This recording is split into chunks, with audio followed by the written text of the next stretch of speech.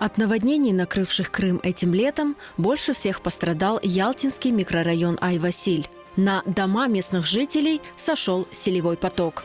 Несколько дней люди откачивали воду из своих домов, разбирали груды камней, накрывшие дома и дворы. У нас 1,5 метра дома вода. У нас все пропало в доме.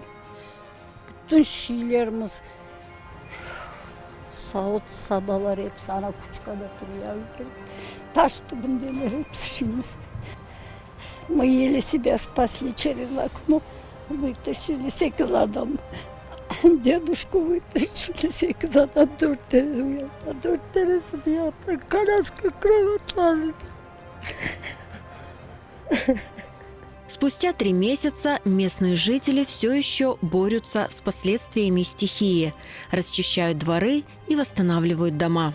Частично выкопали, частично забросили, кинули все силы на город, русло чистить.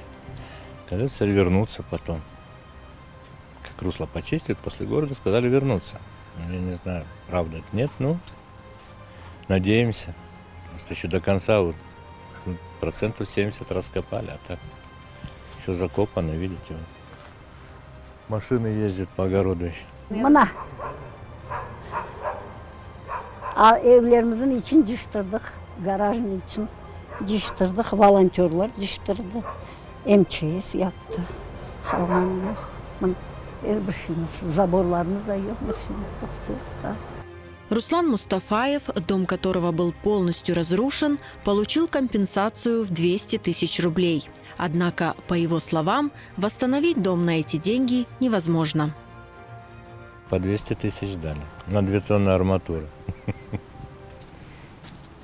Больше ни на что не хватит.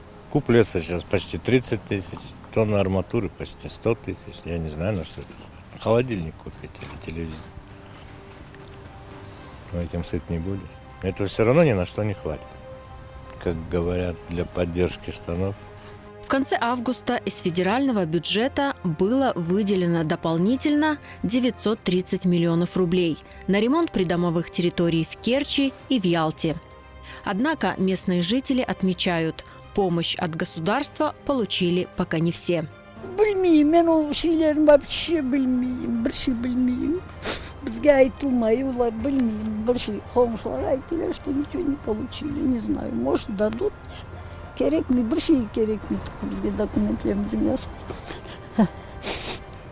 Покидать свои дома, в которые было вложено много сил и средств, жители микрорайона Ай-Василь не планируют. Однако процесс восстановления жилищ требует огромных ресурсов, которых, к сожалению, нет.